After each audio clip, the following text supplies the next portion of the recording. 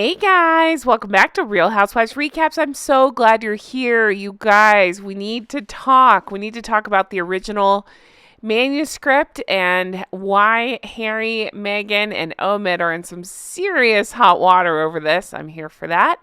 We also need to talk about the news from the weekend about Harry and Meghan not being invited to a society wedding. Again, not something I'd normally take delight in, but couldn't happen to some worse people. And still, radio silence from the dastardly duo.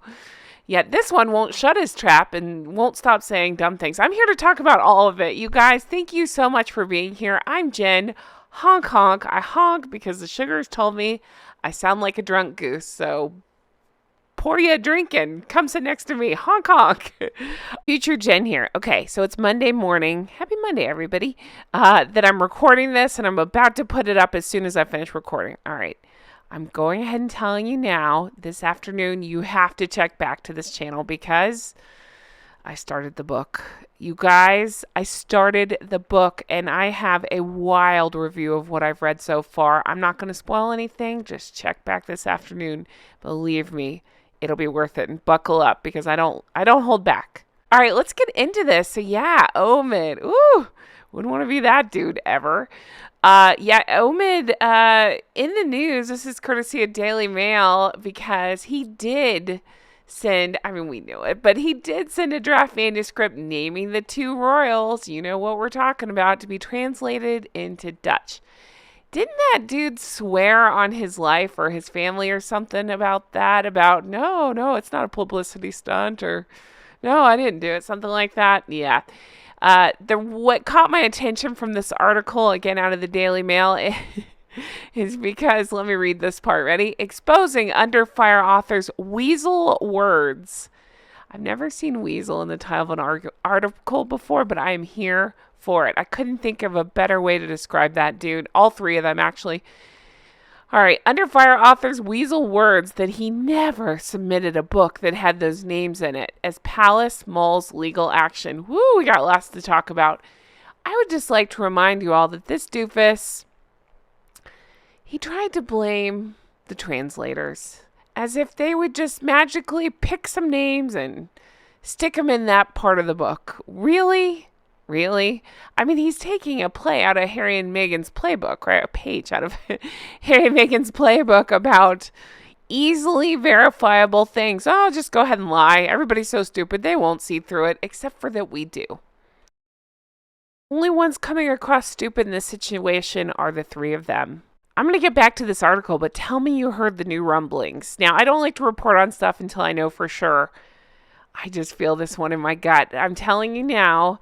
Other people are reporting on it. It's not official, so it's alleged that people are catching on that Meghan had allegedly hotel meetings with Omid to discuss this book. Because last time they got caught up in a paper trail with the emails and she ended up having to come forward in court, the whole thing where she conveniently forgot. And this time people are alleging that, I don't know if it was the three of them, but at least the two of them, talking about Meghan and Omid, met up to discuss the book in person. Okay, so now this article, it's saying that Omid's agent sent a draft of the manuscript naming the two, I'm not even going to read the words, you know what I'm talking about, naming the two people from the royal family. All right. Riddle me this, Batman. Didn't this a-hole say, I never wrote the name, something like that? So then, is he going to blame his agent now? Is that what we're doing? He's going to blame the agent because they sent the wrong copy. But I thought the original story was, I didn't write that down. I didn't write those names. And then that's what led us all to say, what? You think the Dutch translators just picked a spot and added some names? Okay, let's take a minute and enjoy the best sentence of this article. You ready? The revelation exposes Harry and Meghan's cheerleader-in-chief's weasel words that he, quote, never submitted a book that had those names in it. What? That's my pretend shock voice. Color me shocked.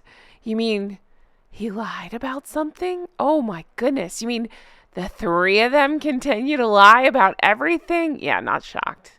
And yep, I'm not going to let this go because a source told the Times, the United Talent Agency, had earlier sent a draft version to the book publish. Okay, yeah, that contained the names. So, again, you mean he's exposed and he did write the names? I mean, we all knew it, obviously. But I'm saying this is how the three of them treat everyone. Easily verifiable things. They just lie away and nothing ever gets explained. Well, I love that everybody's calling Omid out on this bullshit. Actually, scratch that. I love that everybody's calling all three of them out on their BS. Yeah. So, the 400-page... Oh, God. Seriously, guys, this book. Just wait. Just wait for my review. This book. All right. 400-page tome was later sent, but understood that the translator had been working from an earlier draft. That poor translator. No, there's two. Those poor translators had to read this book, translate it, and now have had to deal with his bullcrap blaming them. I hope they sue the pants off of all three of them. I don't know if they can sue Harry and Meghan, but I hope they do. So, Scobie refuses to apologize. That's not a shocker. You know what really is surprising to me is that Dumb and Dumberton have stayed radio silent. As of the time of this recording, still nothing. Believe me, I think it's hilarious. But I find it funny because those two speak up about everything. We never want to hear them, but you know what I mean? Even when not asked, they won't shut up. The palace puts out a statement, they put out a statement. You get the drift. And yet the time where it would make sense for them to say something and to be like, no, this is BS. We didn't, whatever lies they're going to throw at us. They stay radio silent, and I find it delicious and hilarious. And I'm so thankful the rest of the world is seeing what we've seen for a while. And here it is. Thank you, Daily Mail, for this. You ready? The Dum Omid, his quote is, "I never submitted a book that had those names in it." So instead, he blamed the Dutch publisher, or no, the translators. That's what it was. He blamed, I don't know, both.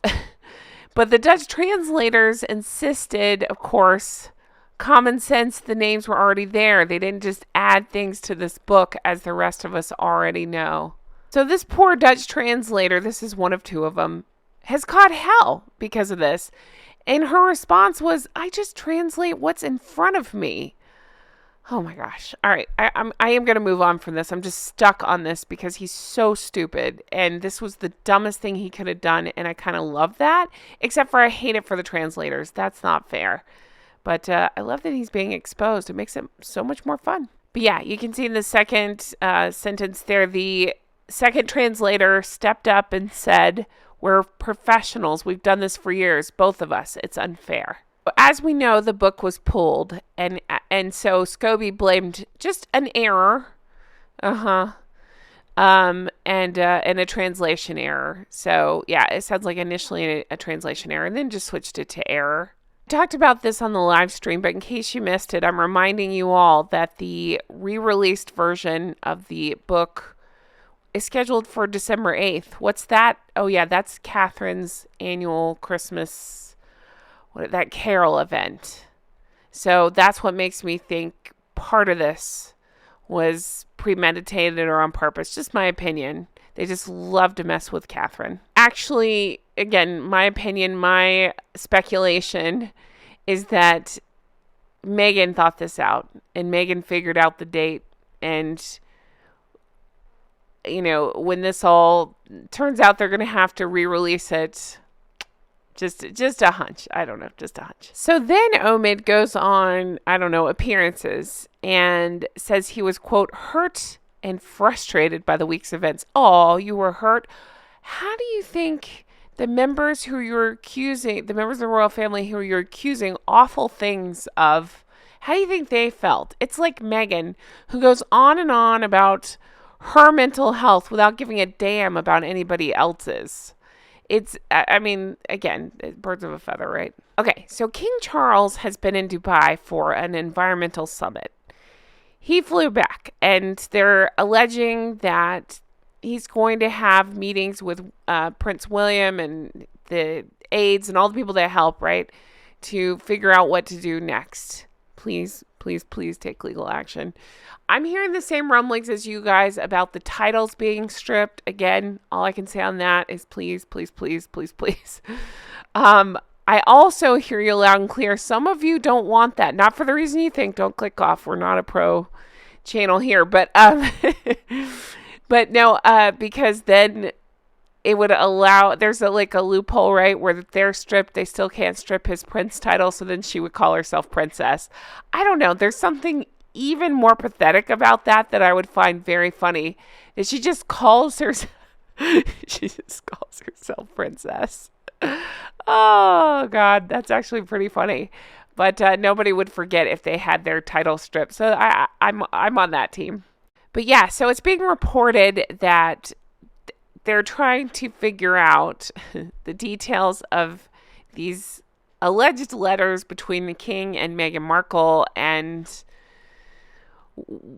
supposedly the names were mentioned, and they want to figure out if there's a leak and what happened there. We know there's a leak. She has a history. She did this with her dad. Why wouldn't she do this here? And why write it down? If you have a beef with your father-in-law, are you going to write it in a letter? This one would. She has a history. Then the article goes on to point out what I started talking about at the beginning. In a huge blow, they were excluded from a high society wedding of his childhood friend, Hugh Grosvenor. All right, funny story. When I went to England, I fell in love with the area. Grosvenor, I've learned how to say it now, but at the time I saw that spelling, I thought, I told whoever it was, like the taxi driver, about Grosvenor. I thought it was Grosvenor. Anyway, Grosvenor, his friend Hugh Grosvenor got married. And the reason that's important is, again, it's a high society wedding. And, he's supposedly Archie's godfather. And, yeah, they didn't get the invite. Who could blame them? Think about her history at weddings. She shows off her bra and makes the event about herself or announces a freaking pregnancy. I mean, who wants that at their wedding? Anyway, so much news coming out. I'm here for it all. Again, loving the downfall of the three clowns. I heard that Omid had to jet back to LA. I'm sure he had to have a meeting with Meghan again. Allegedly, right? Oh, God, I just can't wait for the three of them to turn on each other. Again, here's my prediction. It's going to be Harry and Meghan turning on Omid first, and then Harry and Meghan turning on each other. I'm here for all of it. It's going to be hilarious to watch. All right, you flockers, you honkers, you have to check back later today. I'm telling you. I rip into this book. Again, I'm not going to give anything away. Just wait. I doubt you thought it was going to be a happy review. It's not. Oh, check back. All right. You guys are the best. Definitely leave me your comments on all this nonsense. So much coming out. So much to mock. I'm here for it all. I hope you guys have the best day. Leave me your thoughts, and I'll talk to you again soon. Bye-bye.